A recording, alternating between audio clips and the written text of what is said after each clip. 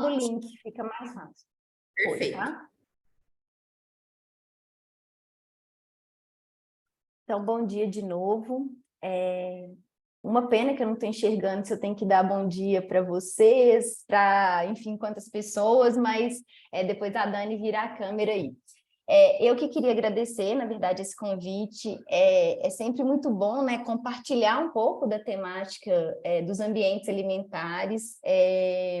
A Daniela Canela falou que eu tenho muita experiência, mas eu também fico muito satisfeita porque ter pessoas como a Dani na área também ajuda muito, né? A Daniela é extremamente competente no que faz.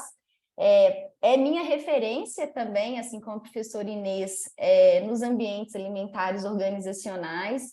Então, é uma honra e um prazer conversar com vocês um pouco aqui sobre essa temática.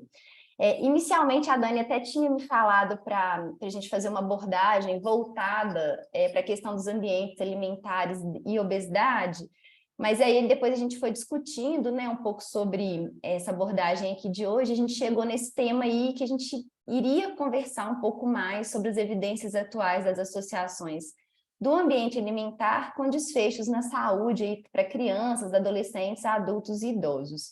Aproveitando muito, assim, uma fala que eu fiz no Congresso Brasileiro de Epidemiologia ano passado, e que eu acho que, de alguma forma, ela traz elementos que são elementos mais interessantes, pensando aqui que vocês são alunos, né, de pós-graduação, e que daí a gente pode, depois, no segundo momento aqui da aula, discutir, né, alguns avanços que a gente tem nessa temática como ciência, como pesquisa, e também, o que eu acho mais importante é de avançar na temática dos ambientes alimentares com as políticas públicas, né? Afinal de contas, é o que a gente espera nessas mudanças aí dos ambientes alimentares. Meu nome é Larissa, eu sou professora do Departamento de Nutrição da UFMG. Eu também sou orientadora de 3 outros programas de pós-graduação, pessoal. Só justificando, é porque o meu programa aqui de nutrição, ele ainda não tem doutorado. Então, a gente acaba tendo que ir para outros programas para não perder, né, os nossos bons alunos aí que querem continuar nessa trajetória tão difícil que é fazer pesquisa no nosso país. Então, além, né, do meu departamento e do programa de pós-graduação do meu departamento, eu também oriento em 2 outros programas de pós-graduação. Então, aqui para hoje, eu pensei em dividir a fala em alguns momentos, né? Primeiro, uma breve contextualização sobre o ambiente alimentar. Eu não queria me ater muito às questões conceituais, apesar delas serem super importantes, porque eu acho que, de alguma forma, hoje, né, todo mundo já ouviu falar um pouco sobre os ambientes alimentares. Então, eu tentei fazer uma trajetória muito rápida dessa questão conceitual, e aí trazer um pouco mais das evidências que a gente tem das associações do ambiente alimentar com diferentes desfechos, e focando muito na realidade de países como o Brasil. Então eu trouxe um pouco do que a gente tem aí desse estado da arte para países de baixa e média renda em diferentes grupos populacionais. E por quê, né? Porque o ambiente alimentar dos países de alta renda, ou os ambientes alimentares, eles são diferentes e, consequentemente, as associações encontradas são diferentes. Então, eu acho que é mais proveitoso aqui a gente pensar muito na nossa realidade e no acúmulo de evidência que a gente tem para países aí como o nosso. Além disso, também pensar um pouco nas evidências atuais das associações do ambiente alimentar escolar e doméstico, para crianças e adolescentes, isso porque está um pouco na minha zona de conforto. Acho que talvez seja a temática que eu tenha mais investido nos últimos anos, e aqui também tentar relacionar com uma fala mais engajada com as políticas públicas que a gente tem aí de prevenção e controle da obesidade infantil. Nesse eixo especificamente aí, só um adendo, né? A gente não tem tantas revisões sistemáticas, tantas meta-análises só para países de baixa e média renda. Então, aqui eu trouxe mais um apanhado de uma maneira geral dessas pesquisas. E algumas reflexões finais aí para depois a gente abrir para o debate. Ô, Dani, mas se alguém quiser, como aqui é uma aula, gente, vamos ficar muito à vontade. Se alguém quiser me interromper, perguntar, eu não tenho problema nenhum com isso não, viu, Dani? Então, você vai controlando aí, porque aqui não é bem esse caráter de palestra, nada disso, o objetivo maior é discutir. Então, se alguém tiver alguma dúvida e quiser interromper, acho que fica mais tranquilo também, tá? Beleza, fica tranquila, qualquer coisa eu abro o microfone. Beleza. Então, a gente tem um artigo bem recente que eu gosto muito, que é o artigo da Shauna Downs, que ele faz um apanhado muito grande, um histórico muito grande das pesquisas relacionadas aí aos ambientes alimentares. E nesse artigo da Shauna, o que ela fala? Ela fala, por meio de outras referências, né, que essa pesquisa do ambiente alimentar, ela baseia-se muito, né, na teoria socioecológica, que é aquela, né, que prevê a criação de ambientes que são ambientes favoráveis à saúde e no entendimento de que os comportamentos relacionados à saúde, eles são determinados aí por fatores pessoais e ambientais que estão interrelacionados, né? Isso tudo, por quê? Porque essa é uma área que ela não nasce muito dentro da nutrição, né? A gente, durante muitos anos, trabalhou com essa visão de que o ambiente, de alguma forma, influenciava a questão das doenças crônicas não transmissíveis, mais especificamente obesidade, mas não é de praxe, né, nos nossos cursos de graduação, o nutricionista ter essa visão ambiental, né, dos problemas relacionados à obesidade e às outras doenças crônicas. Mas ali no final da década de 90, início dos anos 2000, esse debate começa a ser encorpado, né, e debatido assim, em vários países do mundo, principalmente países de alta renda, e incorporado aí para dentro da área da nutrição, né? Então, a gente tem um escopo, um conjunto aí de autores desse momento que começam a trazer essa temática, né, dos ambientes alimentares para dentro da área da nutrição.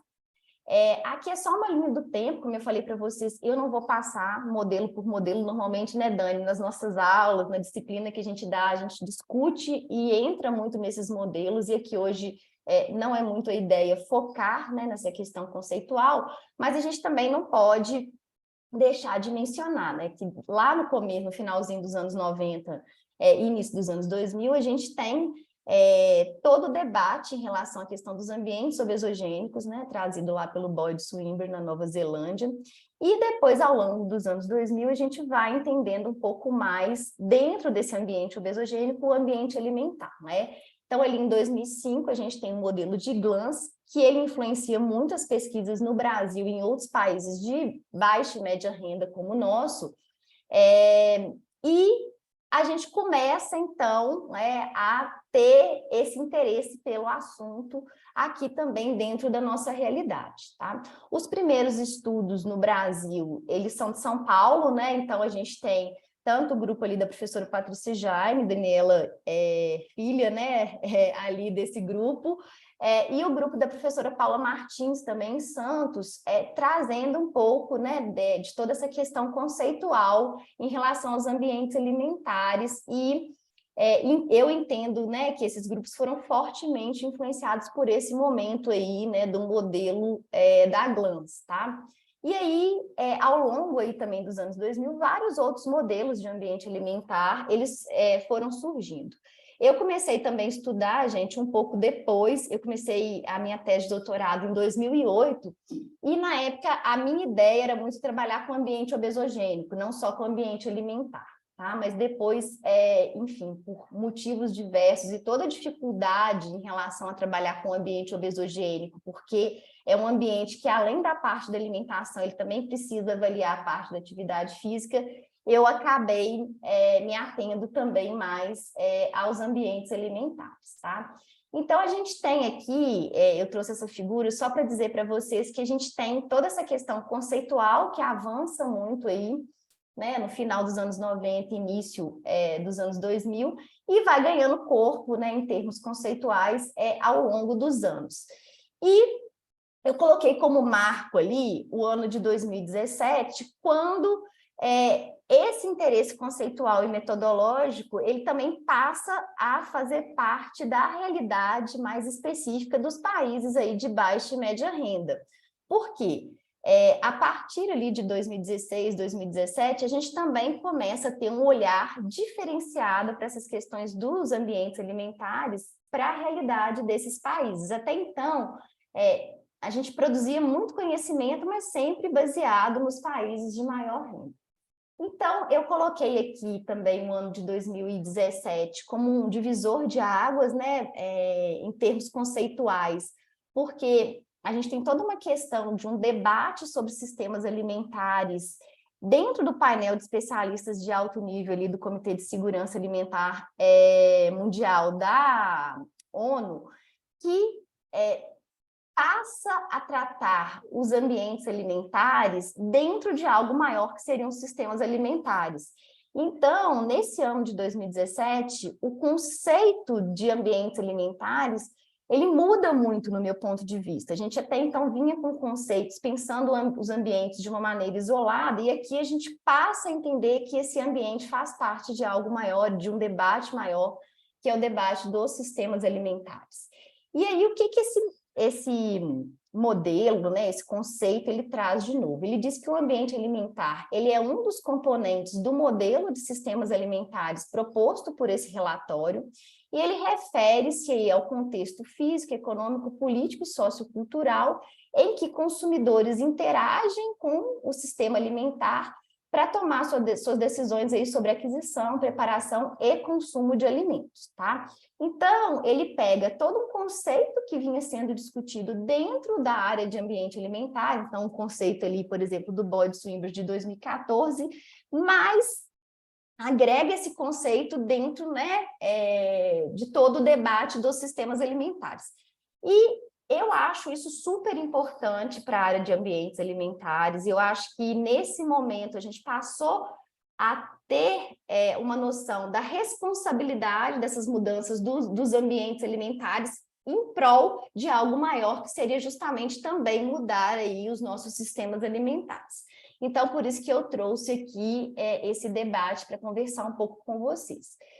Nesse documento, como eu disse, ele é um documento de sistemas alimentares, então o ambiente, ele está ali de verdinho, né, dizendo que é toda a questão de disponibilidade de alimentos e acesso físico, proximidade, acesso econômico, promoção, propaganda, informação, qualidade e segurança dos alimentos, interagindo aí com vários outros elementos dos sistemas alimentares, tá? Então, eu gosto muito desse modelo e eu acho que ele trouxe uma nova visão. Mais recentemente também, a gente tem todo um avanço em termos conceituais e até de métricas em relação aos ambientes alimentares, que foi com uma proposta da Shauna Downs e colaboradores, que tem como objetivo revisar um pouco, né, toda a questão conceitual dos ambientes alimentares e toda a questão voltada também para a tipologia desses ambientes alimentares. Então, esse grupo aqui, ele traz um avanço muito interessante, que ele começa a debater alguns domínios, tá, dos ambientes alimentares, que até então a gente não trabalhava tanto. A gente sabia que existia, mas ninguém falava, ninguém media. E aí, nesse artigo aqui, o que a Shauna Downs e outros colaboradores eles dizem? Eles dizem que o ambiente alimentar é local propício para implementar intervenções e apoiar aí dietas sustentáveis, por ser o local onde o indivíduo decide o que vai adquirir e consumir. Então, bem parecido com a questão já proposta lá no modelo do painel de especialistas, só que com um elemento novo, que é o elemento da sustentabilidade. Esses autores também fazem uma crítica dizendo que o atual conceito que a gente tem de ambiente alimentar naquele momento, ele não integra essa questão da sustentabilidade e não descreve os diferentes tipos de ambiente, o que facilitaria aí a identificação de pontos de entrada para apoiar o que eles chamam de dietas sustentáveis, tá? E aí, esses autores, eles propõem, né, uma definição que é revisada e ampliada do ambiente alimentar e que se aplique à realidade dos diversos países, tanto de baixa, média e alta renda.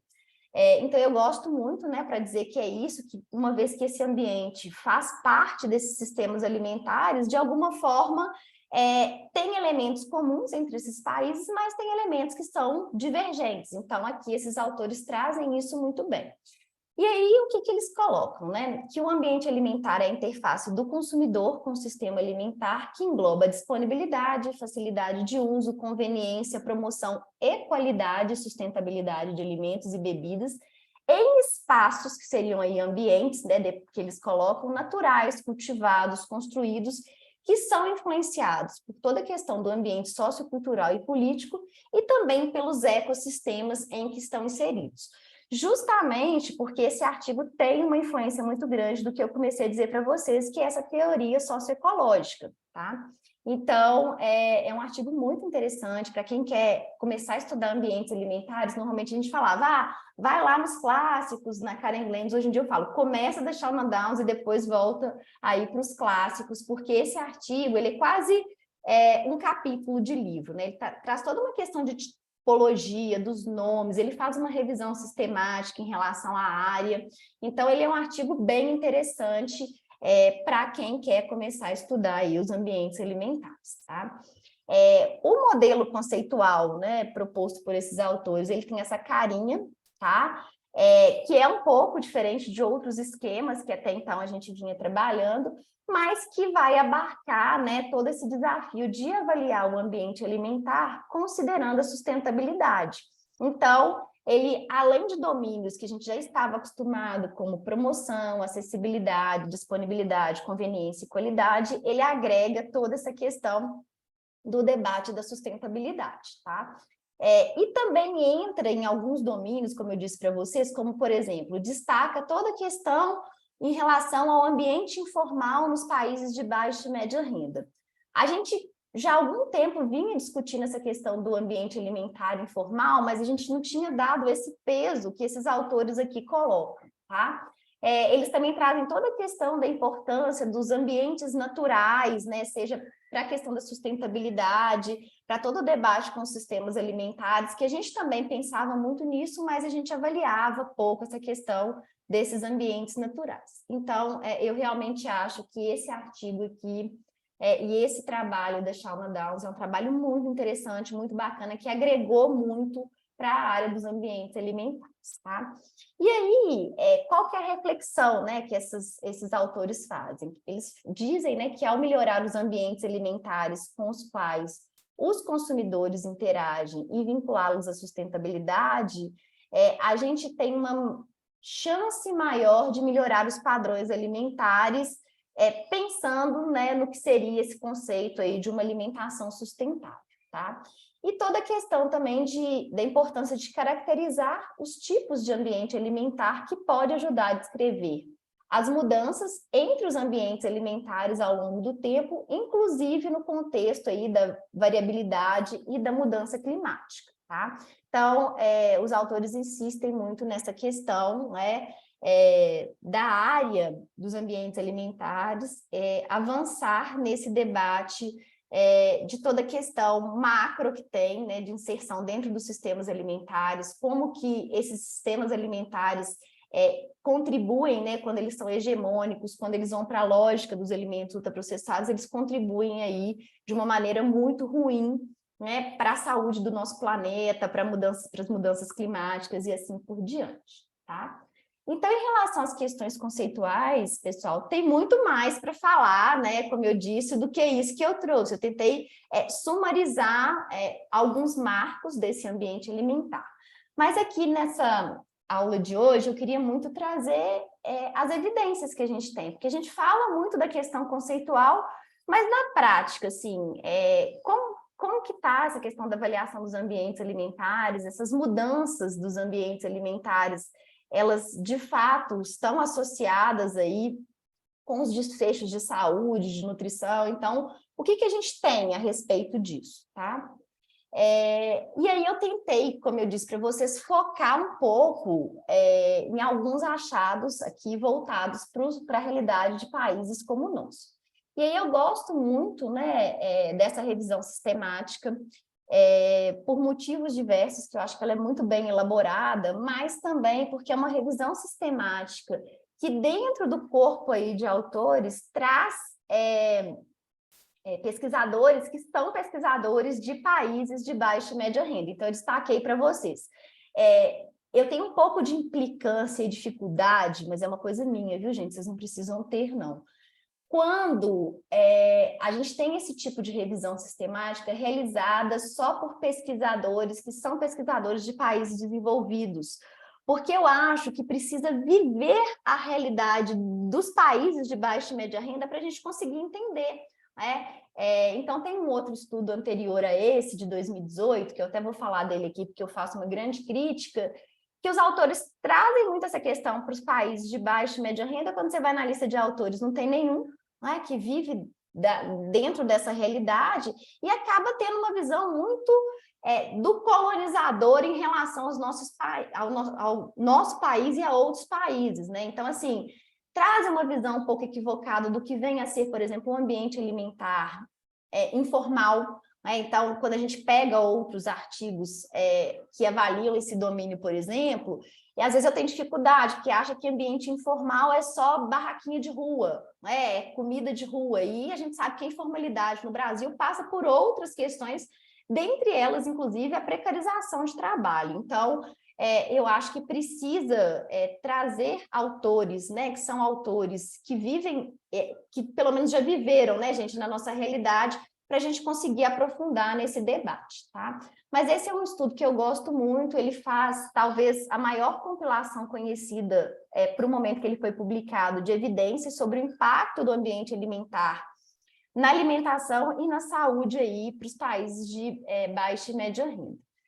E aí, o que esses autores avaliaram nessa revisão sistemática? Eles incluíram 29 países e destacaram, né, que desses 29 países, 28 estudos foram realizados no Brasil. Estudo para dizer para vocês que o Brasil tem um protagonismo muito grande quando a gente pensa na realidade aí dos países de baixa e média renda. E aí, nessa revisão sistemática, eles analisaram 34 estudos que foram realizados com adultos e idosos, 31 estudos que foram realizados com crianças e adolescentes, apenas um estudo que foi realizado com gestantes e um estudo que não tinha informação da população avaliada, tá? A grande maioria dos estudos eram estudos observacionais, tá? 67 estudos observacionais, sendo 3 estudos de coorte, 1 estudo caso-controle e 63 estudos transversais.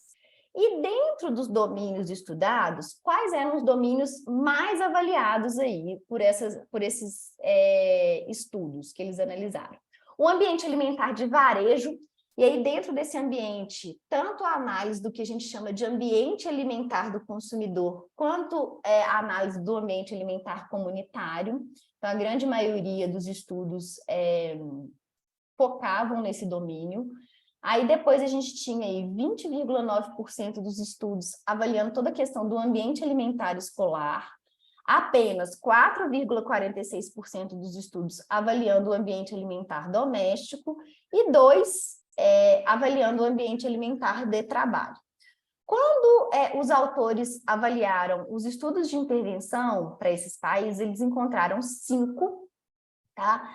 Normalmente, estudos realizados, né, a grande maioria, 100%, em países de renda média, nenhum em países de baixa renda.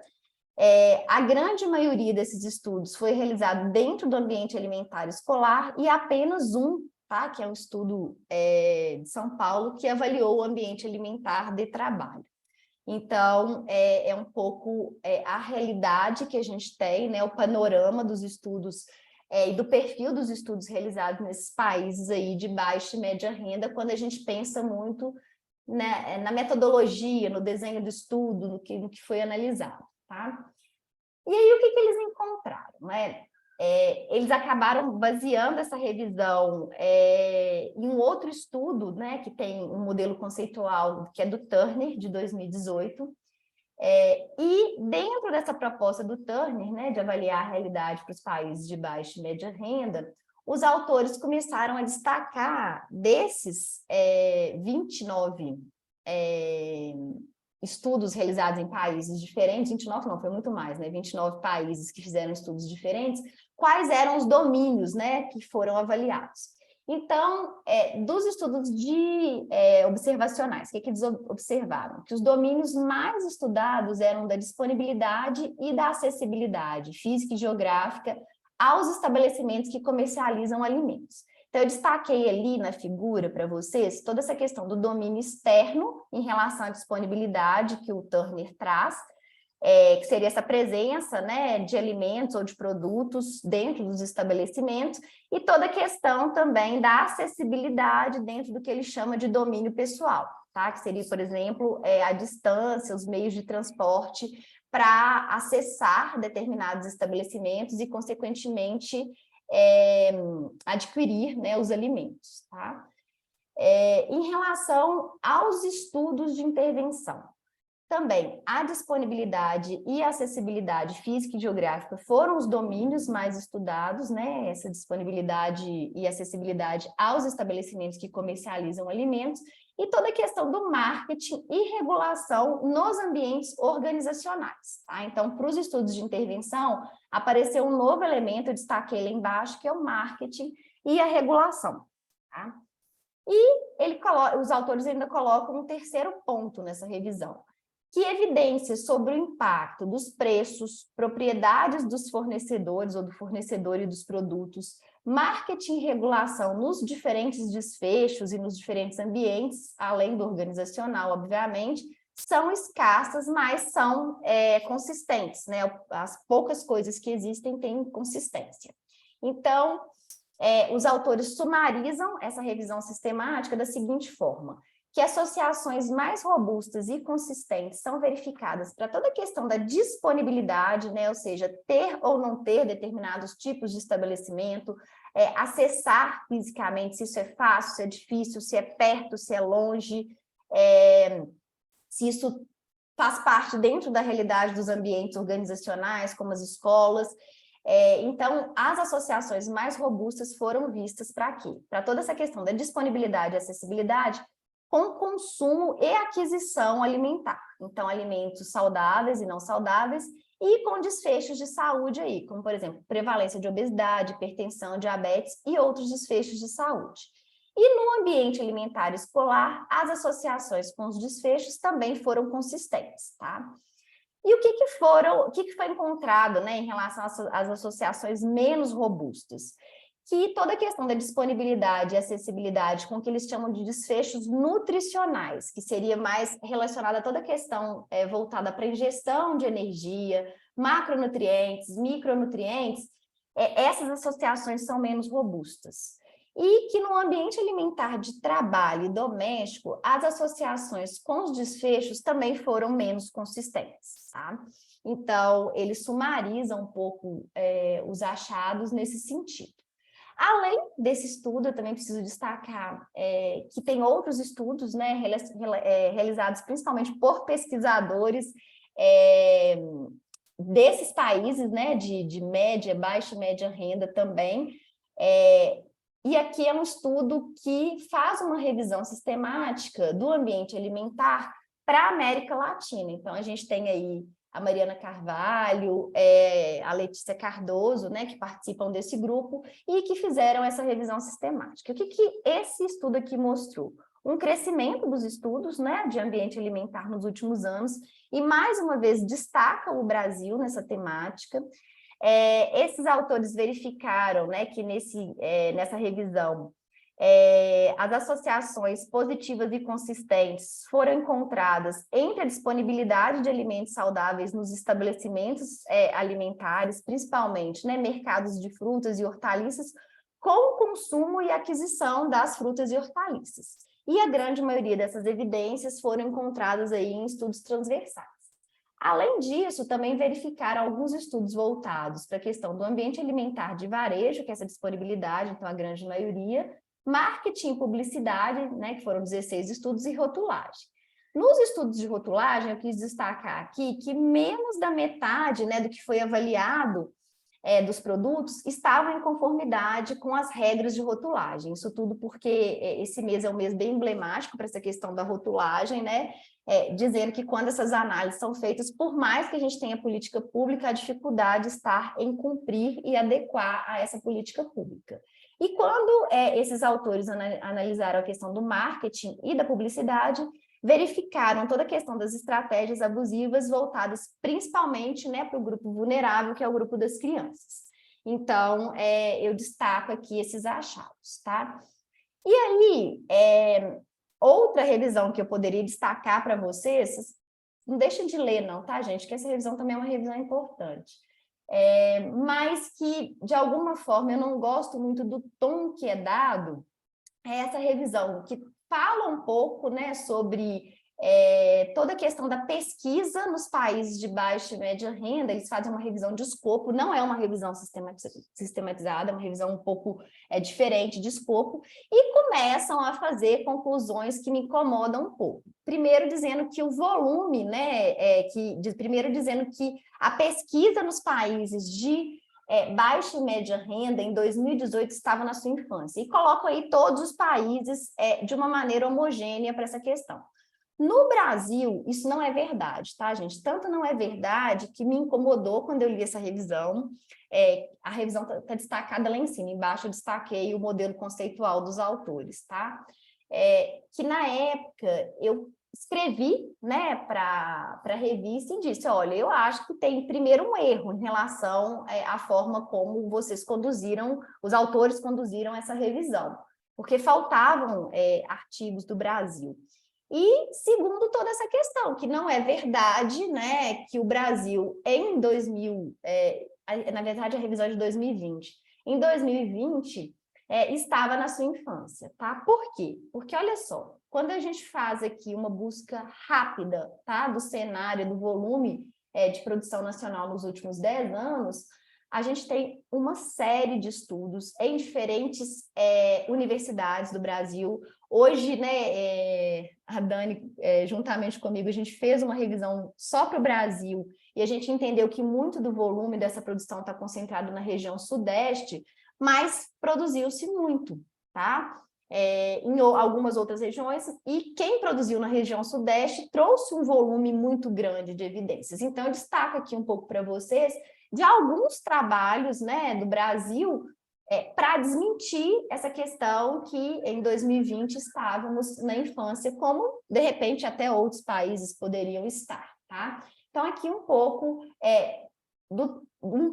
dos muitos estudos que a gente tem de ambiente alimentar e dos vários grupos no Brasil que trabalham com essa temática, tá, gente? Então, quando eu li esse estudo, me incomodou, tá? E eu acho que pesquisador é um pouco isso. Quando incomoda, a gente lê, a gente fala, não, tem alguma coisa, a gente precisa agir da forma que a gente consegue. E é isso, né? A gente precisa dizer para os autores que precisa de uma visão um pouco mais cuidadosa, né? Quando a gente vai falar dos nossos pares, tá?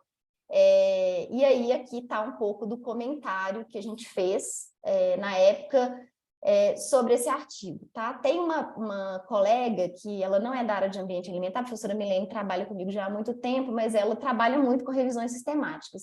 E aí, revisão de escopo. E eu não tenho tanta experiência com essa questão. Então, a Camila refez toda a busca, né, todo o passo a passo dos autores, justamente para eu também não cometer nenhum equívoco ao escrever para eles, tá, gente? Então, quando a gente também vai fazer uma crítica, a gente tem que estar bem embasado dessa crítica.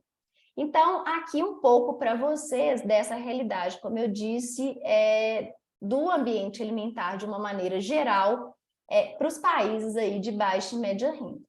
Quando a gente vai, né, como eu disse para vocês, para algumas áreas específicas desses ambientes alimentares, e aqui eu trouxe um pouco da minha zona de conforto, que é a parte de ambientes alimentares para as crianças e adolescentes, esse cenário muda um pouco, viu, pessoal?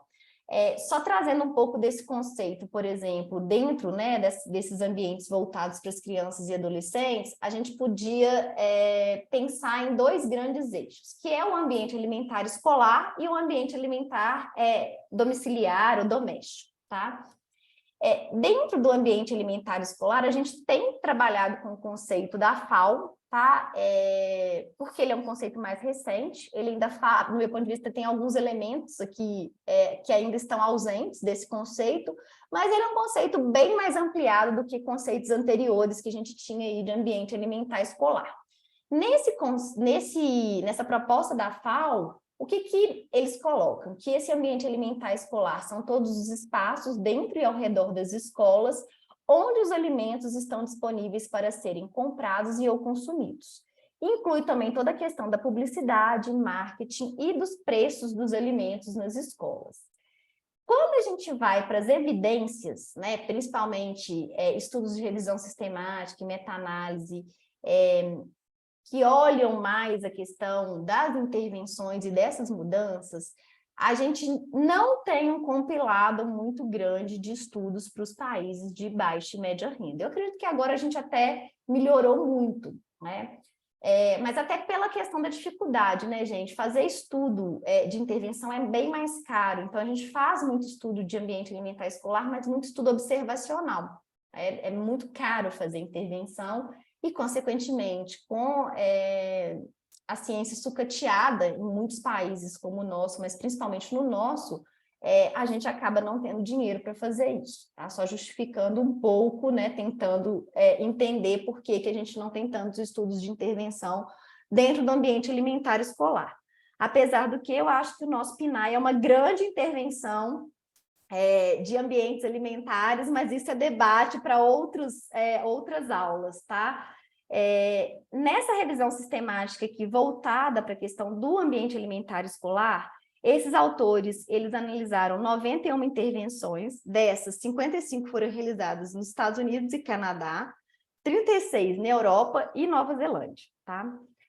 39 estudos, quando a gente pensa nessa questão de intervenções dentro do ambiente alimentar escolar, focavam no fornecimento direto de alimentos saudáveis, principalmente frutas e hortaliças, tá? 29 estudos focavam na regulação da venda de alimentos e bebidas competitivas, que é muito o que a gente vem fazendo para essa questão das cantinas, né, de tentar fazer com que as cantinas saudáveis minimizem, né, toda essa questão em relação aos alimentos ultraprocessados, e 39 estudos focavam na questão de regulamentar e padronizar as refeições escolares. A gente precisa levar em consideração que outros países do mundo talvez não tenham um programa tão grandioso quanto o nosso Programa Nacional de Alimentação Escolar. Então, às vezes, muitas dessas intervenções ficam muito nisso, assim, aumentou a quantidade de frutas e hortaliças ali disponíveis nas escolas, ou aumentou a comercialização de alimentos saudáveis, então acaba girando muito em torno disso, tá? Mas o mais importante aqui é o acúmulo e a quantidade de evidências que mostram que, por exemplo, a oferta de frutas, legumes e verduras nas cantinas das escolas aumentou o consumo, por exemplo, habitual desses alimentos, tá? A restrição da venda de alimentos e bebidas competitivas reduz o consumo habitual desses lanches, que são lanches não saudáveis. Então, quando a gente olha, né, o efeito aí da revisão sistemática com meta-análise, a gente verifica isso. E toda a questão, por exemplo, a regulamentação e padronização das refeições escolares reduziu o consumo habitual de gorduras saturadas.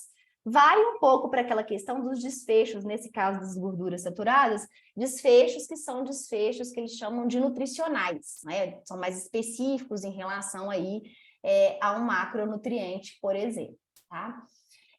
Outros estudos também voltados para essa questão do ambiente alimentar escolar, eles mostram, né, toda essa questão da importância dessas intervenções nesse ambiente alimentar escolar, que visam mudar a disponibilidade, acessibilidade econômica e conveniência aí da aquisição e consumo de alimentos, seja no sentido de reduzir os alimentos não saudáveis ou aumentar os alimentos saudáveis.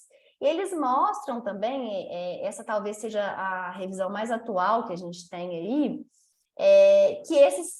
que normalmente essas mudanças positivas, tá? Elas têm um efeito significativo na redução do índice de massa corporal, avaliado no caso para as crianças por meio do score-Z, e também no aumento aí do consumo de frutas das crianças. Esse estudo particularmente, ele não encontra efeito para o consumo de hortaliças, tá? Ele só encontrou efeito para o consumo de frutas. Quando a gente pensa ainda no ambiente alimentar escolar, como esse ambiente ele é para além dos muros, né? Como esse ambiente engloba toda a questão do entorno escolar, a gente também tem algumas revisões sistemáticas mostrando a importância da gente olhar para esse entorno, regulamentar esse entorno e cuidar desse entorno escolar, tá? Então, aqui foi um estudo que nós fizemos com uma aluna de mestrado, né, a Carla, que foi minha aluna, e a gente avaliou 31 artigos, e desses, né, 14 a gente encontrou uma associação direta entre proximidade ou densidade de estabelecimentos não saudáveis.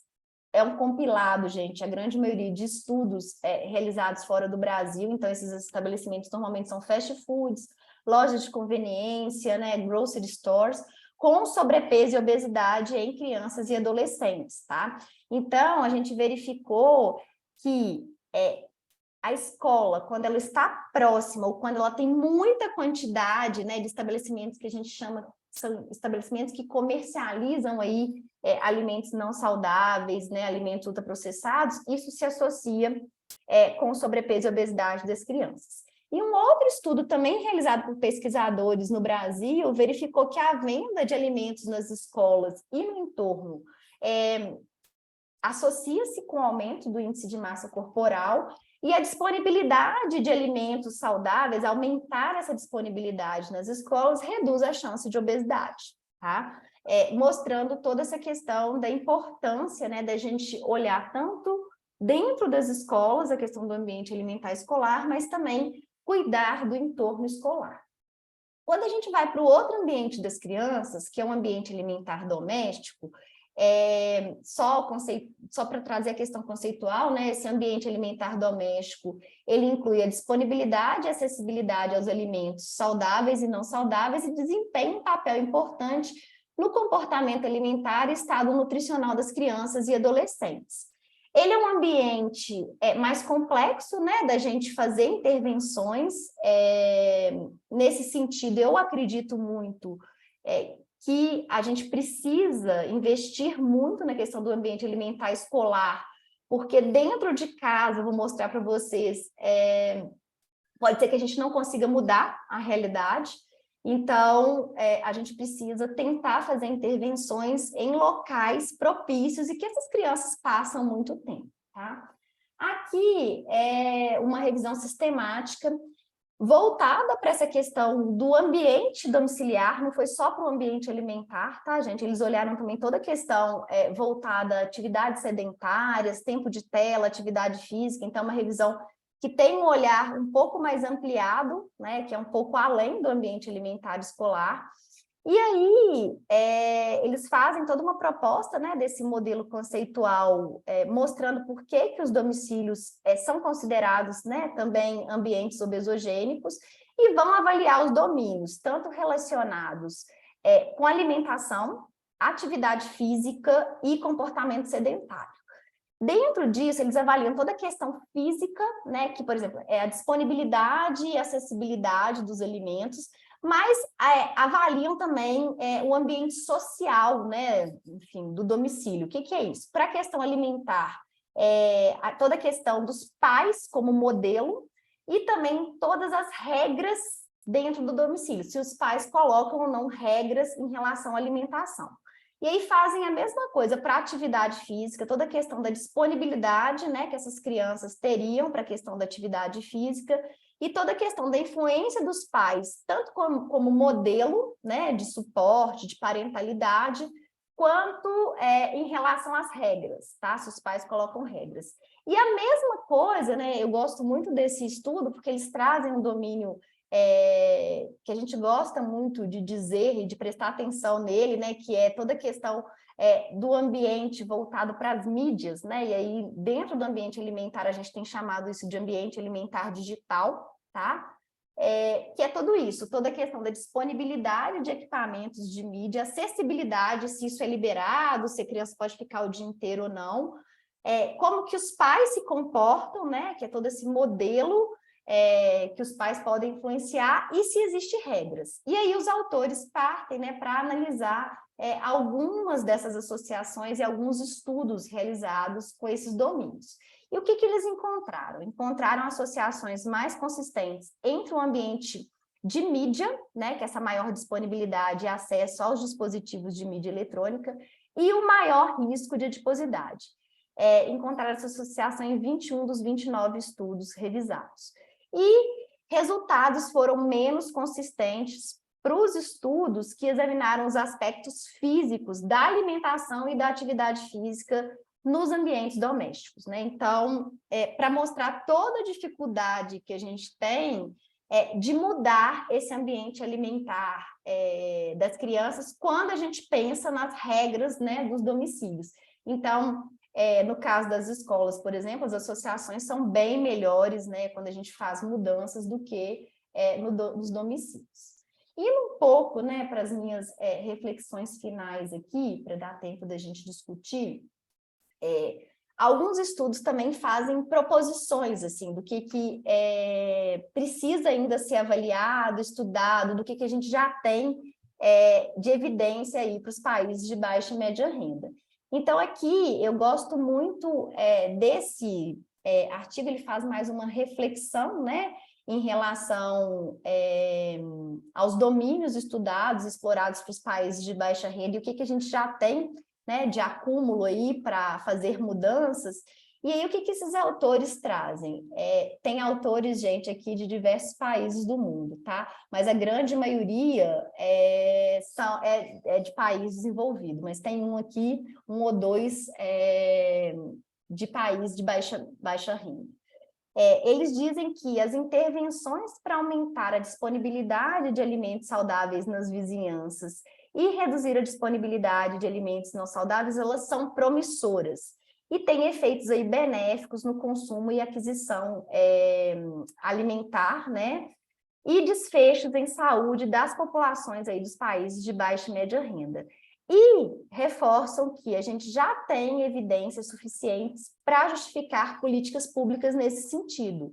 Ou seja, o acúmulo de evidência para esses países já diz que aumentar a disponibilidade de alimentos saudáveis nas vizinhanças, próximo dos domicílios das pessoas, nos ambientes organizacionais, tem um efeito positivo. Então, a gente teoricamente já superou, né, essa agenda e precisa começar a fazer política pública com isso.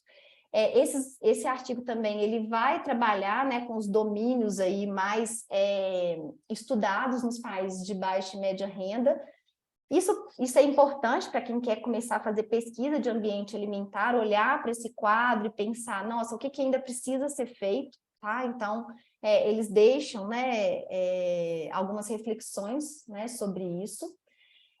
Os autores colocam também a importância de a gente realizar mais estudos longitudinais e de intervenção com diferentes desfechos, tá? Para tornar as evidências científicas dos países de baixa e média renda ainda mais robustas. Então, superar um pouco os estudos observacionais também e fazer um pouco mais de intervenção, avaliar as intervenções, mas também fazer segmento, tá? Então, o estudo de coorte, ele é um estudo observacional, a gente também precisa ir observando essas mudanças aí, né, ao longo do tempo, tá? Aqui um outro artigo também de reflexão voltada para a questão das crianças e adolescentes, né, dos países de baixa e média renda, que o que esses autores trazem? A importância de priorizar pesquisas que visem melhorar a compreensão dos efeitos dos ambientes alimentares sobre os comportamentos alimentares, dieta, estado nutricional e desfechos de saúde em crianças e adolescentes. Esses autores também falam da importância de desenvolver e testar medidas e indicadores específicos para monitorar e avaliar os ambientes alimentares das crianças e adolescentes. Como eu disse para vocês, a gente pensa muito no ambiente escolar e no ambiente domiciliar, apesar de saber que a criança está na sociedade e ela transita em todos os ambientes, né, gente? Então, em um momento de lazer, ela também tem toda essa questão do ambiente alimentar comunitário. Quando ela vai a um supermercado, tem toda a questão do ambiente alimentar do consumidor, né? Ali é um pequeno consumidor influenciado por toda a questão da publicidade abusiva. Então, a gente sabe disso, mas a gente acaba focando muito nas escolas e nos domicílios. E toda a questão da importância de incentivar uma agenda de sistemas alimentares e fortalecer a colaboração e responsabilidade dos governos, organizações, dos setores públicos e privados e consumidores, com a criação aí de ambientes alimentares saudáveis para as crianças e para os adolescentes, tá? Eu destaquei aqui, né, que o Brasil tem um compromisso assumido aí no Mercosul, nessa questão da promoção do ambiente alimentar escolar saudável, e mais recentemente a gente teve aí o Proteja, que traz todo esse debate dos ambientes alimentares em uma política pública voltada para a obesidade infantil.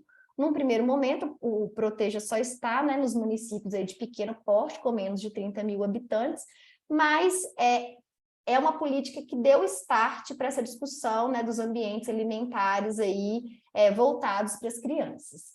Eu também preciso dizer que o Brasil, ele não se destaca apenas nas pesquisas, né? Ele se destaca também em termos de políticas públicas. Então, a nossa Política Nacional de Alimentação e Nutrição, eu só um destaque aqui, tá, gente, para ver o número de vezes que a palavra ambiente é citada nessa política, tá? A gente até recentemente fez um artigo de comentário dizendo sobre a incorporação dessa temática dos ambientes alimentares na PNAM, né, uma abordagem de possibilidades, avanços e desafios.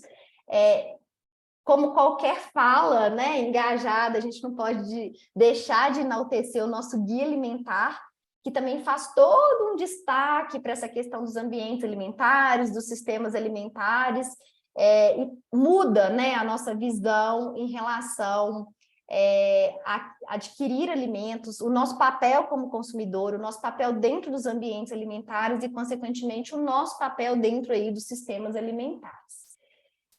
Também preciso destacar, né, que políticas bem-sucedidas aí para promover ambientes alimentares saudáveis, elas levarão a ambientes públicos e privados nos quais a publicidade, a atribuição e os incentivos de preço favorecerão as opções, né, mais saudáveis de alimentos e bebidas, impulsionando aí o seu consumo e demanda. Então, hoje é impossível, né, a gente discutir políticas públicas bem-sucedidas para o controle de doenças crônicas não transmissíveis, para o controle da obesidade, sem debater a temática dos ambientes alimentares. Eu acho que não faz mais sentido algum em 2022 a gente ter o foco no indivíduo. Acho que a gente precisa superar essa agenda em termos de política pública e começar a discutir mudanças ambientais. E aí, por fim, eu quis trazer dois clássicos aqui que naquele momento já tinham uma visão muito inovadora dessa questão das estratégias para a gente conseguir, por exemplo, pensar como reverter, né, a pandemia aí da obesidade. Então, isso aqui, gente, é um ensaio do Boyd Swinburne com Gary Eger, lá de 1997, que ele traz alguns pontos que eu sempre gosto de voltar aqui e ler para pensar se a gente avançou, se a gente está no caminho certo. Naquela época, eles diziam que as estratégias atuais, elas não estão resolvendo a pandemia de obesidade e que era necessário a gente mudar a visão tradicional da obesidade como um distúrbio individual que requer tratamento. Na verdade, a gente precisa pensar em uma abordagem ecológica que considera a obesidade como uma resposta normal a um ambiente anormal, ao invés de vice-versa. Essa abordagem, né, para os autores naquela época, eles colocaram que ela se assemelha à tríade epidemiológica clássica, usada com sucesso aí no controle, né, de outras epidemias. E os autores diziam que compreender, medir e alterar o ambiente obesogênico era fundamental.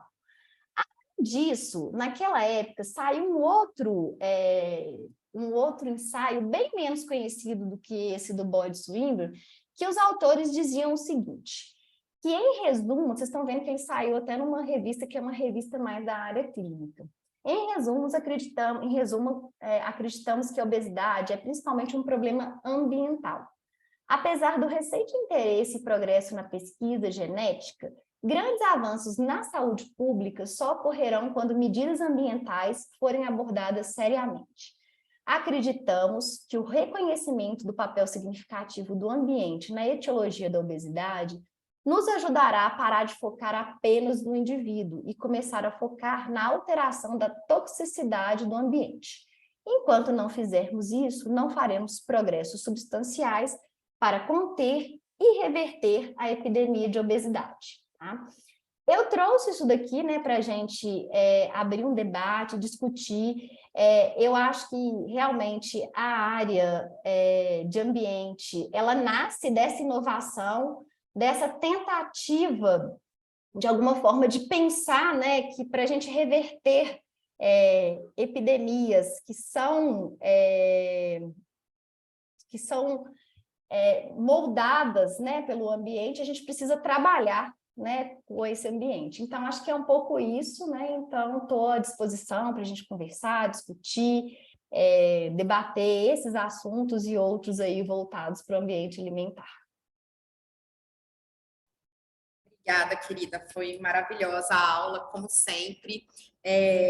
Eu tenho algumas coisas aqui que, enfim, apesar da gente conversar bastante, acho que esses pontos específicos a gente nunca trocou ideia. Eu queria te ouvir, mas antes eu queria abrir para a turma. Então, gente, aproveitem.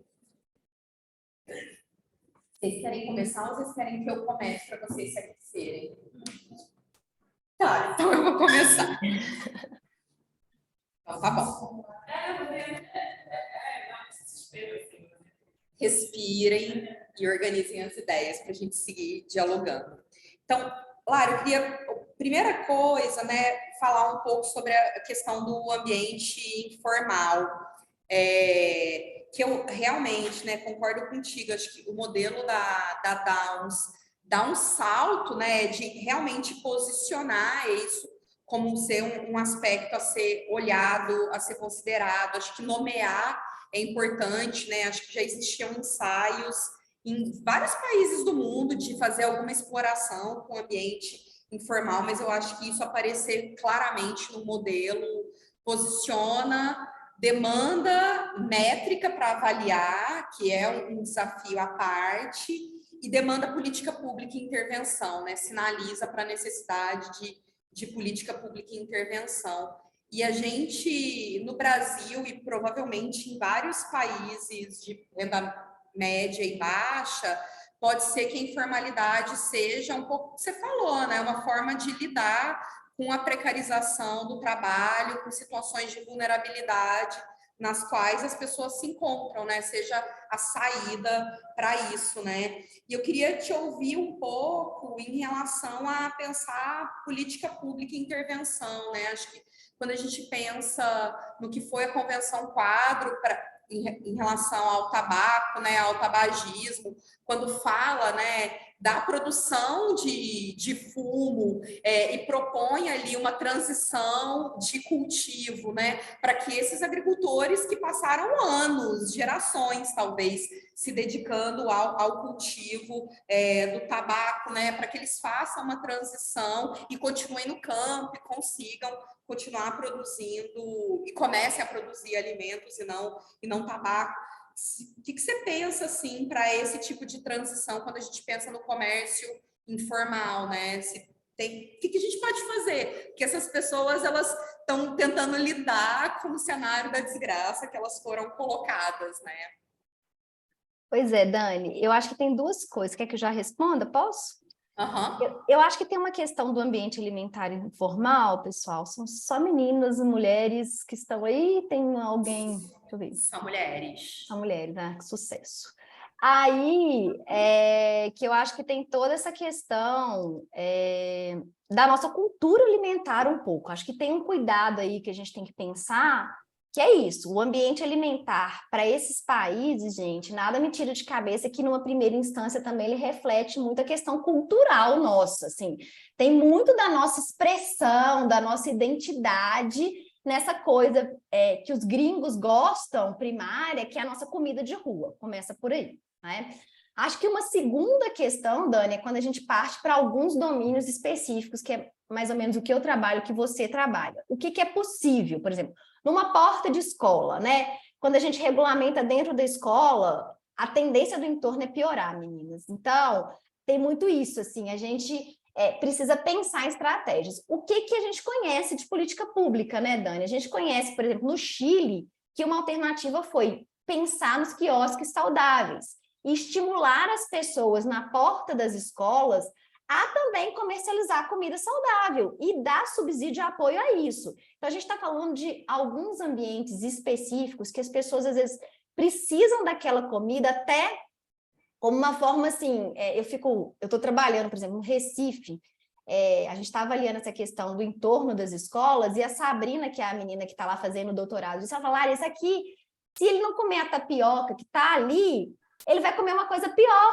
Então, é melhor comer a tapioca. Que é isso? O que a gente pode subsidiar e trazer para perto desses ambientes organizacionais? Eu acho que a Dani tem um recorte muito bom, por exemplo, da questão dos hospitais públicos no Rio de Janeiro, que as pessoas saem, né, gente, para comer. Porque é isso, às vezes dentro, as pessoas ou por motivos diversos não comem aquela comida, até tem um limite também da questão financeira, hoje do comer fora de casa. Então, eu acho que algumas coisas precisam ser pensadas nesse sentido. O que é a informalidade, né? Quando a gente passa para um outro escopo da informalidade, que eu acho que é isso, que normalmente os gringos não conseguem capturar. A gente começou a fazer um trabalho agora com a Luana dos ambientes alimentares de vilas e favelas. Dentro das comunidades, muita gente empreende com essa questão da comida. Que é isso, assim, o sujeito está ali porque ele precisa ganhar o dinheiro, então, além dele ganhar o dinheiro, ele está empreendendo, ele está levando uma comida de boa qualidade.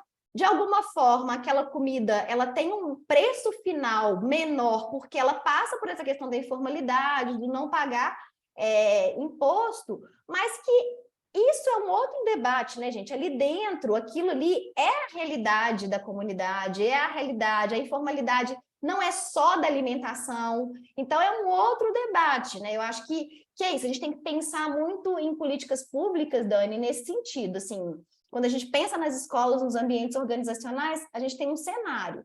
Quando a gente pensa no ambiente comunitário, porque daí também a gente vai começar a querer tudo muito... Eu fico com medo, Dani, da gente depois também chegar num padrão, sabe? Isso é muito padrão, né, gente? A gente já viu que padrão constante de alimentação não é uma coisa boa. A gente vê os Estados Unidos, tem um padrão basicamente constante de alimentação, não muda. Isso é terrível para a cultura alimentar. Então, acho que pensar em políticas públicas nesses locais onde isso faz sentido, né? Eu acho que o Chile e o Uruguai, Dani, eu acho que eles já implementaram essa questão dos quiosques saudáveis na porta das escolas. Isso é uma excelente solução para os nossos alunos, mas também é isso que eu falo, tem que pensar que tem escola que tem política de portas abertas, aí que tem o quiosque, mas daí é aquilo que a gente discute, né, Dani? A escola que precisa criar o artifício, ela liberou, ela vai ter que pagar a consequência, porque normalmente, nas regiões privilegiadas da cidade, os adolescentes, não sei a realidade do Rio, deve ser bem parecida com a nossa. Sai, gente, hoje ou é pedir aplicativo, que eles ficam na porta da escola pedindo delivery, né? Então já pede dentro da sala de aula, junta um monte de cupom, um monte de coisa, um bolo só, ou sai e acessa a lanchonete, o fast food, o que tem ali próximo das escolas. Então não é justo também com o sujeito que está ali tentando, isso que a gente falar, né? Sair dessa precarização do trabalho, a gente jogar essa regulamentação só para cima dele. Então, se a gente vai regulamentar para todo mundo. A gente vai criar quiosques saudáveis e a gente vai fazer uma política de zoneamento. É um pouco isso também para quem é formal, né? Jogar a conta só na informalidade é muito cruel, né? Porque é isso, você tá lá para tirar o tio da pipoca e falar, você não pode, não tem mais lugar para você, né? E aí, o que ele vai fazer, né? O que ele vai fazer? Se por alguma razão ele foi levado aqui. Ele pode ter escolhido ser o pipoqueiro, mas muitas vezes ele não escolheu. Não escolheu, não é, gente? Hã? É isso, né? Então, não, mas acho que é pensar isso, né? Nessas duas chaves de como intervém no ambiente organizacional e no comunitário é muito importante, porque de fato são coisas diferentes, né? Acho que a intervenção é diferente. Zoneamento, sem dúvida, né? Mas a gente tem, sei lá, medo de falar disso no Brasil. Eu também tenho medo de falar disso no Brasil, gente. Então... eu não tenho, não. Eu fico tranquila de pagar de louca, mas as pessoas não compram muito essa conversa, né? Mas ótimo. E o outro ponto que eu queria te ouvir é que eu acho que, historicamente, né, os estudos avaliaram ao que a gente está exposto, né, no ambiente alimentar. E aí eu estou pensando em exposição lato sensu mesmo, né, a exposição do alimento, mas o preço que tem esse alimento, mas acho que o foco é a exposição, e é muito importante, é importante a gente relacionar a exposição das pessoas ao consumo delas, mas eu sinto um pouco de falta, às vezes, de a gente explorar o uso daquele ambiente, né? Bem, tem um supermercado em frente à minha casa, mas eu uso esse supermercado e acho que os estudos não fazem isso e eu fico pensando que talvez parte das associações não tão fortes entre exposição e desfecho se devam ao uso, porque por mil razões. Posso ter uma feira perto de casa, mas ela funciona num horário que para mim é inviável, porque é o horário que eu trabalho. Então, ela tá lá, ela é perto, o preço pode ser ótimo, porém, eu não tenho condições de usá-la por N razões, né? Queria te ouvir um pouco também em relação a isso. O que você pensa de possibilidade de a gente explorar o uso dos equipamentos de alimentação, enfim, se você tem visto algo assim na literatura e possibilidades de avançar nisso. Eu vou falar pela nossa realidade, né, Dani? Quem a gente conhece e tudo mais. Eu já estava até falando isso, que normalmente quem trabalha, né, com domínio do consumidor se atém muito pouco para o comportamento do consumidor. Normalmente as nossas métricas, seja como for isso, assim, a gente entra, olha preço, olha publicidade, mas a gente não olha quem é o alvo disso. Assim. Então, a gente não tem, por exemplo, um estudo legal que define quando você entra no estabelecimento, por que você toma aquela decisão louca? Porque é isso, né, gente? É o cheiro, é a promoção, é o preço. E aí, de repente, você está ali, você tem o conhecimento, você sabe, você pegou negócio ultraprocessado lá, sabe lá porque Deus chegou em casa e se deparou com aquilo, né? Então, eu acho que, assim, a gente conhece muito, e eu acho que no modelo da Glans, Dani, ela já falava dessa questão do comportamento do consumidor, né? Então, acho que tem isso, assim, a gente, além do comportamento, como que o sujeito age perante uma compra, uma decisão ali, como quem diz, gente, ele é o sujeito que tem o dinheiro ali, tem o real para... Ultimamente é até difícil falar isso, né, gente? Porque a decisão passa muito menos pelo racional e muito mais pela necessidade. Mas vamos pôr num cenário de normal, tá? Porque a gente não está no cenário normal. Então, aí que a decisão fica mais complicada. Mas é isso, a Daniela trabalha num lugar e pode ser que ali antes da pandemia o ambiente da casa dela não diga nada. E aí a gente só olhou o ambiente comunitário da Daniela, esquecemos de olhar o ambiente organizacional, né, Dani? Porque tem isso também. E será que também, entre esse deslocamento do organizacional e da casa da Daniela, tem algo que atraia ela a adquirir um alimento no meio de um caminho que a gente não conseguiu captar? Porque também eu acho que é muito isso, a gente acaba simplificando muito a análise do ambiente, esquecendo que o sujeito está dentro de vários ambientes, né? E é o que você disse, por exemplo, por exemplo, mudei muito o meu comportamento de consumidora depois que eu tive filho. Eu tinha um comportamento de consumidora. Depois que eu passei a ter filho, depois que eu tive filho, eu tive outro comportamento. Ainda tem essa questão, assim, o que muda na vida das pessoas? O envelhecer, por exemplo, a Milene uma vez fez um trabalho desse em Viçosa, que foi muito legal, porque ela falava isso, olha, o deslocamento de um idoso, o que faz o idoso decidir comprar, é muito diferente do deslocamento de um adulto que trabalha.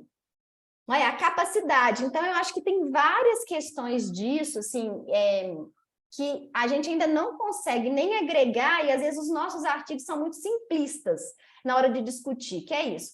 Ah, não, você vive num deserto alimentar, consequentemente, você está ali fadado a não comer alimentos saudáveis, né? Você não sai de casa, teoricamente é isso. O conceito de deserto é estático.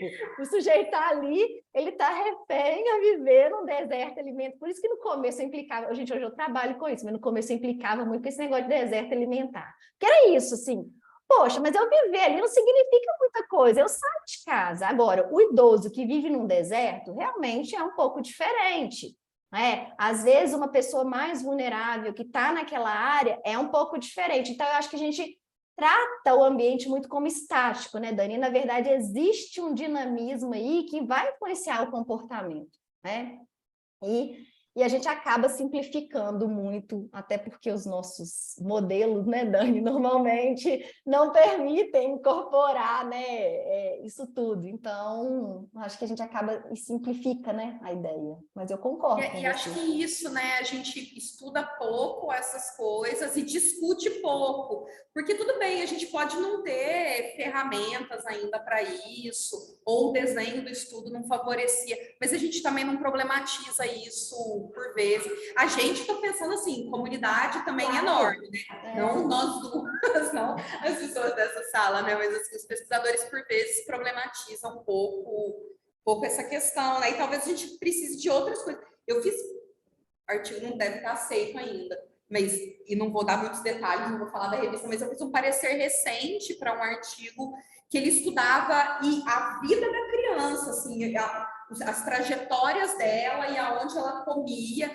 e achei muito legal. Tinha uma amostra pequenininha, era um estudo qualitativo, mas acho que tem informações valiosas ali para pensar nisso, né? Dos usos do ambiente, de onde ela está, o que que tem nesses caminhos, o que que tem na escola, o que que tem no trajeto, o que que tem na casa, e eventualmente a interação das pessoas com isso, o que que tem e o que de fato ela utiliza, né? E tem isso, né? Peraí, o pessoal agora se animou a discutir. Você ouve ela? Pouco. É mais pertinho. Não, ainda entra nisso o ambiente alimentar digital. Porque quando a gente fala, por exemplo, da publicidade, quando a gente pensa na televisão, a exposição acaba sendo um pouco mais homogênea, né? Digamos assim. Tipo, se vão estar expostas mais ou menos a mesma coisa. Mas nas redes, cada um tem um conteúdo, uma exposição, um conteúdo diferente. Então, assim, para mensurar o impacto disso, acaba se tornando ainda mais complicado, né? Mais complexo.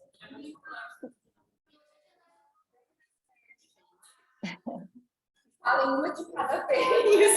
Tem essa questão da rotulagem nova, né? Que a gente vai ter essa mudança de rotulagem, que talvez mude a questão da indústria e como vai oferecer os produtos, talvez até mudar a composição dos produtos para não ter um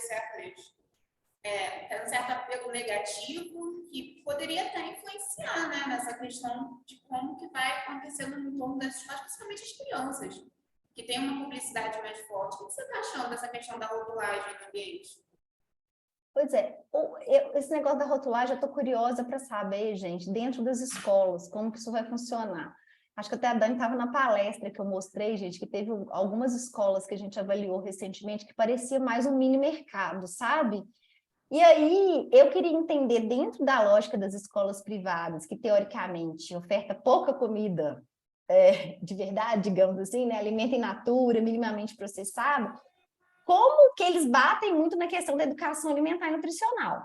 Como que eles vão abordar essa questão dos rótulos, vamos supor, em um processo educativo, e a criança vai sair e vai...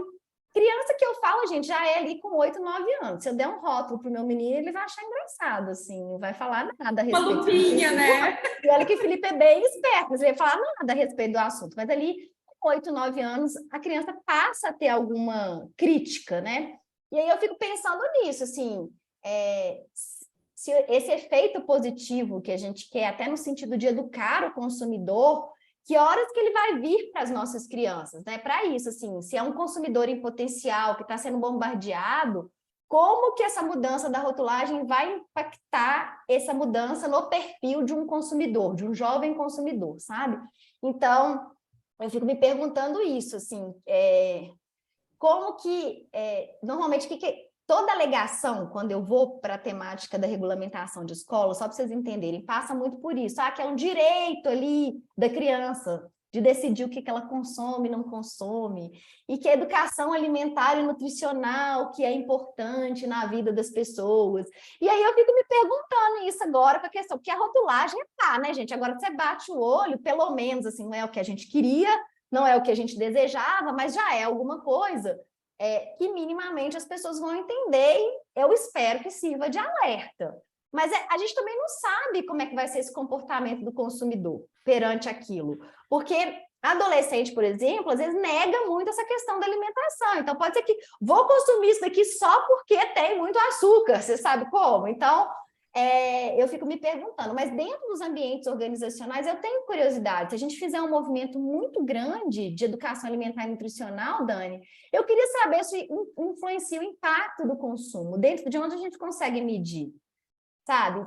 Que é isso, que as pessoas argumentam o tempo todo. Não, só educação alimentar e nutricional resolve. A gente vai para o ambiente de trabalho, tem que educar as pessoas, tem que ensinar o sujeito desde coisas básicas, né? A não colocar 4, 5 tipos de carne no prato, a não, sabe assim? Então, assim, joga muita responsabilidade para o sujeito. Então, caberiam alguns estudos nesse sentido. Então, agora nós vamos fazer na sala de aula, trabalhar a rotulagem, depois vamos medir. Se não fazer nenhum tipo de intervenção do ambiente, se muda no consumo ali da criança e do adolescente.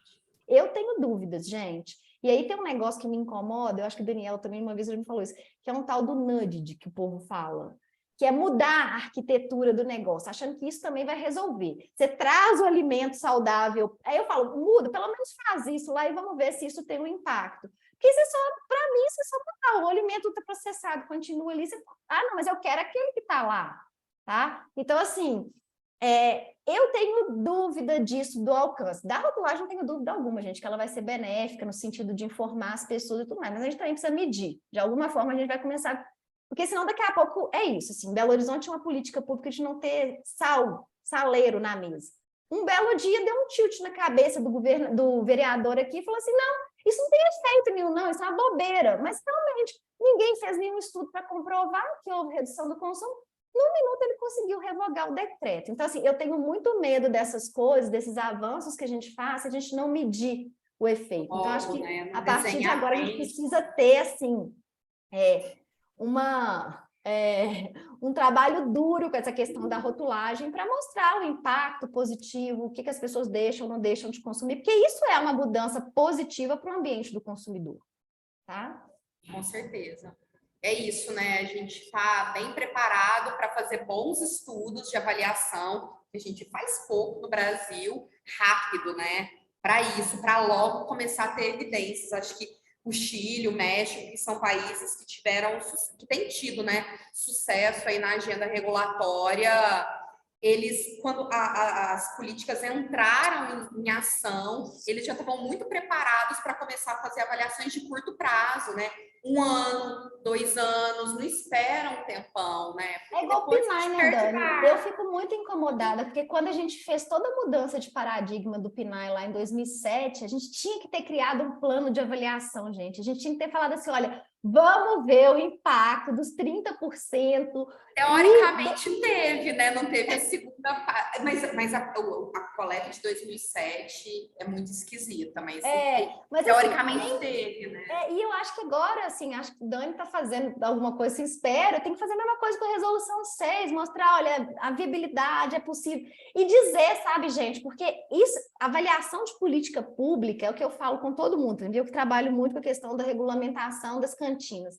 Se a gente não medir, a gente vai cair na máxima que isso não funciona, que é só mais uma lei no Brasil que não funciona, porque é isso, na hora que a gente pega para avaliar, quem avaliou a política? Lá em Florianópolis, não sei quantos anos depois, resolveram verificar que nada é cumprido, mas isso não é avaliação de política pública. Avaliação de política pública, você precisa ter os indicadores. O que você vai medir?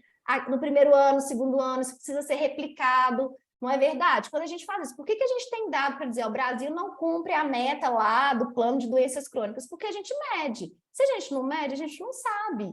Então, assim, eu sou muito incomodada com a área que eu trabalho nesse sentido, sabe, gente? De não medir. Precisa medir mudança de ambiente. Não, com certeza. Carol tá vendo aqui. Oi, Larissa. Eu acho que a gente fica cego, né, para fazer os ajustes necessários quando a gente não mede também, né? E acho que também tem uma limitação de ter ferramentas mais rápidas, né, de avaliação, instrumentos mais rápidos, né? Hoje a gente tem que ser instrumentos que são muito rebuscados, né? Enfim, então também acho que a gente precisa avançar metodologicamente mesmo, né? Como é que a gente pensa em fazer ferramentas para avaliar.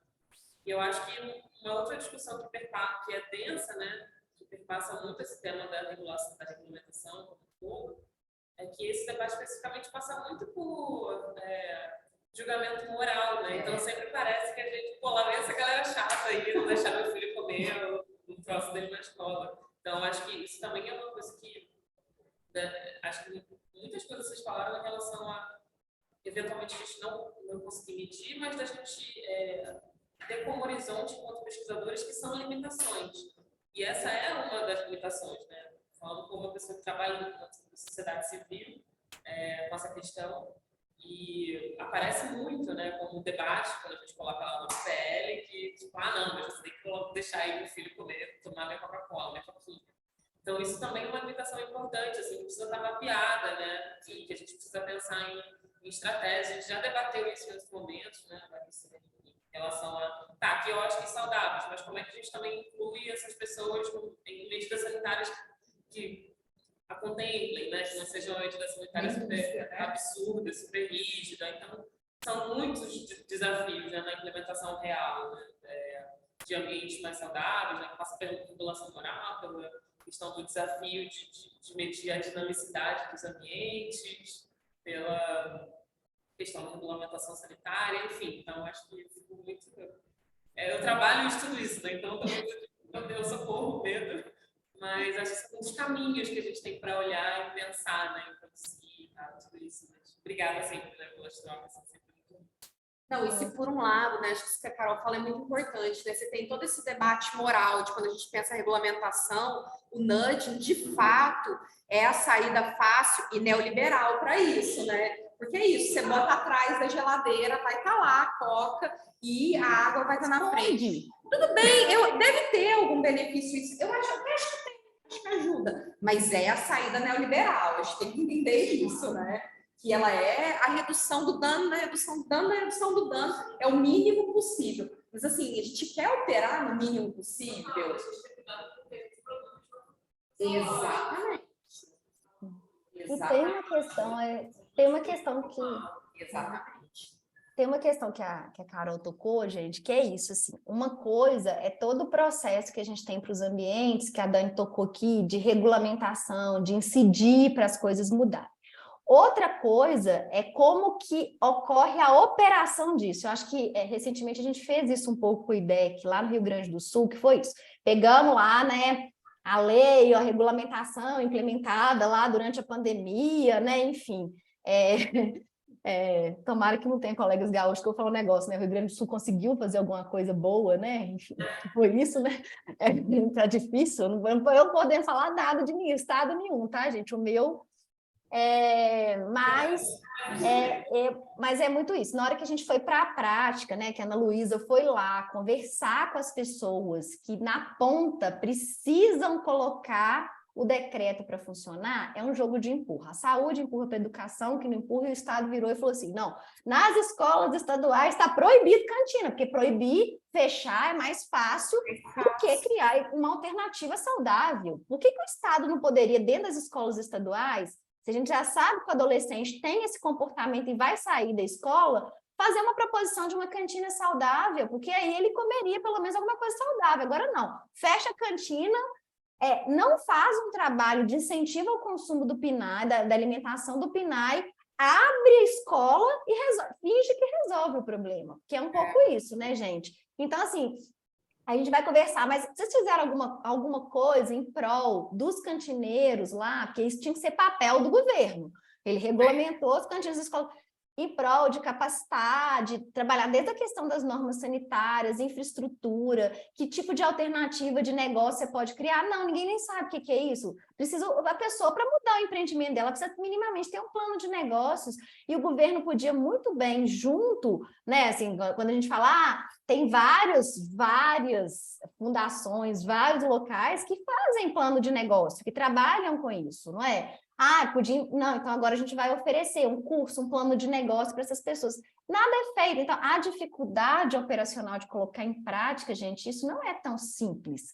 É isso que eu falo, uma coisa somos nós aqui, vamos fazer incidência, todo o cuidado que a gente tem. Outra coisa depois, a gente não pode perder a força. Eu falo, a mesma força que a gente gasta para regulamentar, a gente tem que gastar para implementar e para medir. Porque é isso, a gente acaba... Eu faço meia-culpa hoje, gente, por conta disso, que eu acho que a gente acaba abandonando o processo. A gente se dá satisfeito de ter ali, temos agora uma lei, tem um decreto, ufa. E a gente espera que as pessoas vão imediatamente cumprir. E a gente não cria um artifício real de fiscalização, que é isso, vigilância sanitária está sucateada no nosso país. Vocês acham que a Visa municipal tem condição de fiscalizar tudo que a gente quer? Não tem, então a gente precisa criar uma estrutura mais inteligente, né? Que seja algo parecido com o que a gente fez com o CAI na alimentação escolar. E eu acho que é isso, a gente acaba abandonando muitos processos, sabe, Dani? Eu fico vendo, a gente incentiva muito a ter feira, mas a gente faz pouco trabalho de quem de fato utiliza essas feiras públicas. E se a população vulnerável, que é o que eu bato na tecla aqui em Belo Horizonte adora pintar, eu adoro a política daqui, tá, gente? Mas ela já está velha e precisa ser revista. Como a cidade da segurança alimentar e nutricional. A gente foi fazer um trabalho recente dos desertos alimentares, mas não tem um equipamento de SAM a menos de 1,5 km de vilas e favelas, de onde precisa. Então é isso, assim, tem uma política pública, a política precisa chegar mais perto de quem precisa. A Savassi, as feiras estão bombando, né? Quem usa direto da roça? A Larissa, na porta da casa dela, um bairro, a Larissa tem que usar também, mas o outro cara lá, meu vizinho, tem que usar. Então, acho que a gente tem que começar a fomentar isso, assim. Existe, mas chega para quem precisa, Dani? Quem usa esses equipamentos, tá? Tirando os restaurantes populares, que eu não tenho dúvida alguma, quando a gente vai para essa questão de equipamentos do consumidor, que é isso, feira orgânica, feira tradicional, feira orgânica, aqui em Belo Horizonte tem um que é direto da roça, que você compra direto do produtor. Quem que está usando isso? Quem usa esses equipamentos? Acho que a Dani também está fazendo algum estudo de caso, a gente fez um agora com as hortas comunitárias dentro de vilas e favelas. Eles vão lá, dão um lote, gente, que eu fiquei indignada com isso quando a gente começou a fazer estudo de caso, que é um barranco para o sujeito tem que se virar para tornar o barranco dele produtivo, não dá água, não dá nada, e pinta que está fazendo política pública de produção de alimento dentro de área vulnerável. As coisas não podem ser assim nesse país nosso, gente. Então, eu acho que é um pouco isso, assim, precisa dizer que está fazendo, precisa fazer, a gente precisa cobrar, a gente precisa ir lá, olhar, sabe, assim, fomentar esse debate, porque senão fica muito no numérico. Quando a gente olhou, eu falei, nossa, mas que beleza, Belo Horizonte está ótimo, tem várias hortas, né, várias, dentro, a mais produtiva de todas é dentro de uma ocupação, que não é nem uma vila e favela, gente, é um lugar que é totalmente à margem da sociedade e super produtivo. Eles têm uma floresta agroecológica. Então, por que a prefeitura não toma um cuidado do direito à terra para essas pessoas? Sabe? Então, quando a gente fala do debate do ambiente alimentar, linkar com o sistema, eu acho que é um pouco isso, sabe, gente? É ter as coisas, ter os dispositivos e colocar para funcionar. Porque senão, não muda. E aí a gente... Eu falo, chega uma hora que você fala, eu falei, Luana, mas a gente tem que fazer alguma coisa agora que a gente viu que o sujeito está lá. Pra vocês terem ideia, gente, nesse trabalho que a gente fez, Dani, eu fiquei muito brava, que o moço falou assim, não, todo ano agora vai vir a chuva e vai acabar com a horta que a gente produziu o ano inteiro. Porque dá na área que tem enchente. A prefeitura tem coragem de dar um pedaço de terra, dizer que aquilo é uma política de SAM, dá numa área de enchente, gente. Assim, desculpa o desabafo, mas é um pouco isso, sabe? Real, né? Aí você leva para o fórum lá, gente, vocês estão falando que isso aqui muda, que muda lá a realidade do deserto alimentar. Aí vem a chuva, acaba com a horta que o cara gastou o ano inteiro para fazer, sabe? Então, assim, isso vai deixando a gente muito indignado por conta disso. É como que a gente também aqui da academia consegue convencer o gestor público que aquilo é importante, né? Que aquela produção da horta ali, as pessoas vão escoar, vão consumir, elas têm potencial de venda, então acho que é um pouco isso, né? A gente precisa aprimorar o nosso debate desde a incidência, que eu acho que a gente faz incidência muito bem, mas a execução dessas políticas.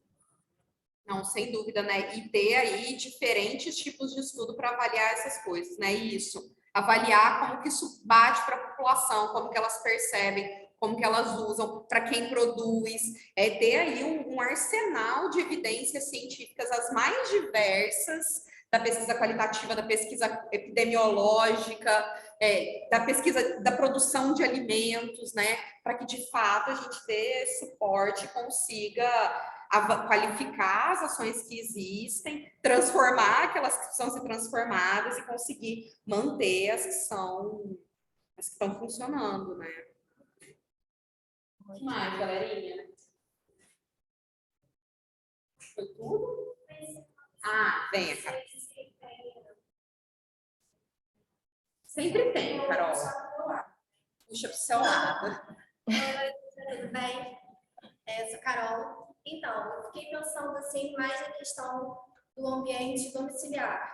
Você falou que é realmente mais difícil de intervenção e citou alguns domínios, e eu trabalho mais com violência, violência doméstica, e já tem algumas evidências também sobre associação de violência com excesso de peso infantil, com malnutrição geral. Eu queria saber se nesses tantos estudos que você leu, se você já viu algum citar a violência como sendo uma influência, né, para essa malnutrição geral, não só com excesso, mas consumo de ultraprocessados, e se de repente não entra como uma lacuna aí nesses estudos, nessas intervenções. Pois é, excelente pergunta. Olha só, eu já até tentei uma vez, viu, Carol? Assim, doméstica não, mas a gente uma vez tentou trabalhar, acho que foi no meu trabalho da Milene, até com a questão de taxa de homicídio.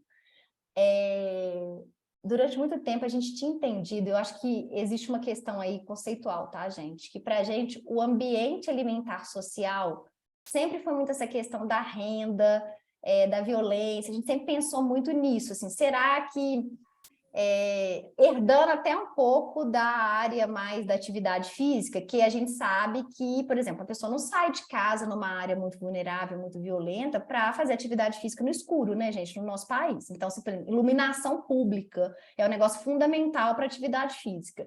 Em algum momento, a gente tentou trabalhar com essa questão da violência como essa questão fazendo parte do ambiente social, sabe?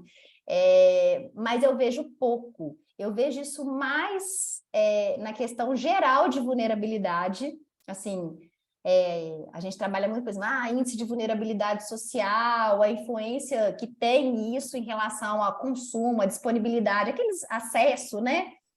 Do que uma coisa mais específica, assim, né? Muito variável de ajuste ou confundimento, seja lá como é que a gente quer dar o nome disso, e pouco de discussão, de debate. A gente fala assim, não, a gente sabe que regiões mais ou menos vulneráveis têm isso. Regiões que às vezes têm a vulnerabilidade social costuma atrelar muito bem com essa questão das taxas de homicídio, esse tipo de coisa. Mas, assim, conheço pouco, tá? Assim, para te dizer com causa, não sei, Dani, mas de pessoas que estão com esse olhar cuidadoso, com essa questão da violência propriamente dita, em várias formas, né, gente? Que hoje a violência, na verdade, ela aparece na nossa vida quando a gente menos espera. Eu acho que, né, a gente tem muita questão do físico, mas violência tem, né, um negócio que você estuda aí, você sabe melhor do que eu. Conheço pouco, sabe? Eu vejo mais... É igual a gente tratava a questão da raça-cor durante muito tempo, né, gente? A gente falava pouco, a gente falava só de ajuste. Aí depois, em algum momento agora, mais recente, mais amadurecido, a gente entendeu que a gente precisa dizer o problema real em relação à questão de raça-cor na nossa população. É um pouco isso. Eu acho que a violência é a mesma coisa. A gente precisa ter esse olhar específico, recorte para a questão da violência, sabe? Eu acho que é importante essa questão da disponibilidade de cuidado, essa questão de você ir pelo alimento mais fácil, mais prático mesmo, que você já está uma saúde mental prejudicada, vai optar por alimentos que já estão ali na sua volta, ultraprocessados, enfim. E eu sinto bastante falta disso ser levantado, ser considerado. Faz todo sentido, né, explorar essa relação. Acho que o Hernani teve um avanço aí de trazer a discussão do ambiente alimentar doméstico, né, mas não tem a ponta da violência para poder cruzar essas informações, né, mesmo um estudo que explorasse essas duas questões é bem interessante mesmo. E talvez, assim, por mais que o dado secundário seja ruim, né, aquelas análises mais ecológicas, né, Dani? Se locais que têm um alto relato de maior tipo de algum tipo de violência, né, gente, tem alguma diferença em relação a isso, desde prevalências de desfechos de uma maneira geral, até essa questão ambiental, porque é o que eu estou discutindo um pouco no trabalho da Luana, sabe, gente? Que o ambiente alimentar formal, normalmente, ele não chega em vilas e favelas por consequências de urbanização, que são muito maiores. Não é porque ali não é para ter, é porque o sujeito, para abrir um empreendimento ali, tem outras questões a serem debatidas. Então, acho que é muito isso, assim, a gente, durante muito tempo, eu ficava olhando para os mapas de desertos alimentares e me incomodava, sabe? Porque a gente trabalhava muito com o dado da formalidade e não é assim...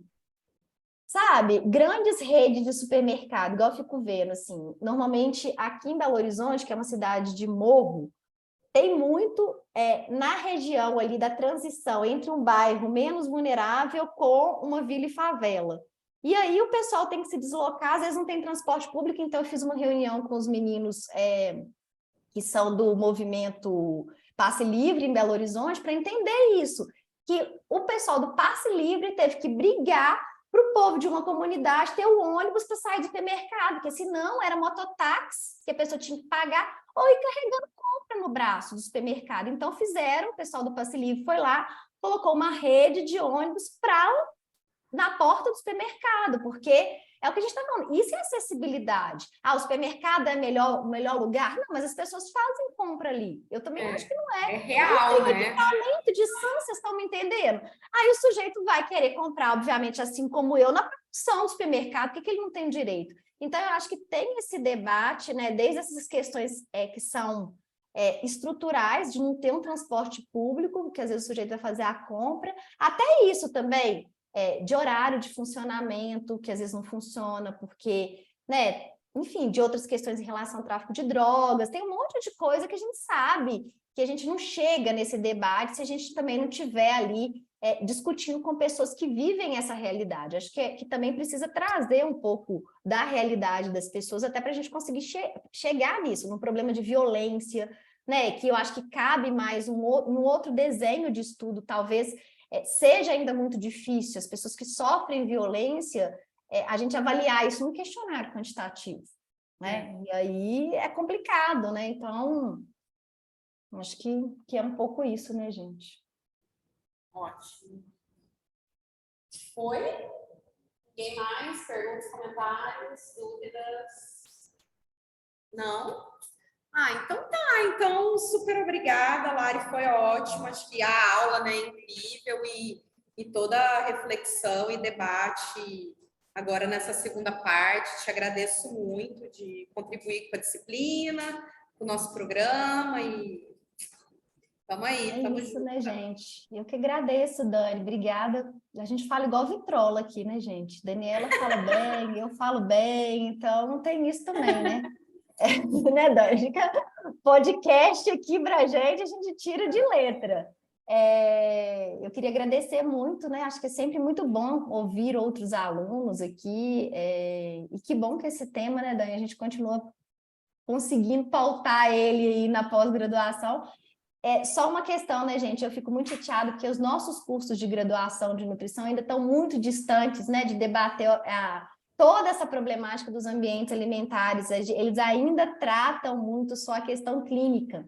Então, eu sempre gosto de falar isso para os meus alunos de pós, vocês que serão futuros professores, futuros pesquisadores, a gente precisa pautar isso na geração de nutricionistas, porque senão a gente não muda essa realidade. Todo mundo continua achando que tratar doença crônica é jogar o peso no indivíduo, comer menos, fazer mais atividade física, esse discurso que perdura por gerações de nutricionistas. Então, eu acho que aqui também cabe essa reflexão, acho que todo mundo que faz hoje um mestrado, um doutorado, e tem a oportunidade, né? Na nossa época não tinha isso, a gente estava cavando, gente, tentando entender essa história de ambientes alimentares. Então, acho que a gente precisa pautar isso também, né, para os nossos alunos aí de graduação, e aí fica a responsabilidade, né, para vocês. Com certeza. Obrigada. Muito obrigada. Até mais. Tchau, meninos, prazer. Beijos. Depois me manda o link. Tá. E outra coisa, eu te mando o link e se quiser converter a aula, não sei se vocês disponibilizam, pode disponibilizar minha aula, tá?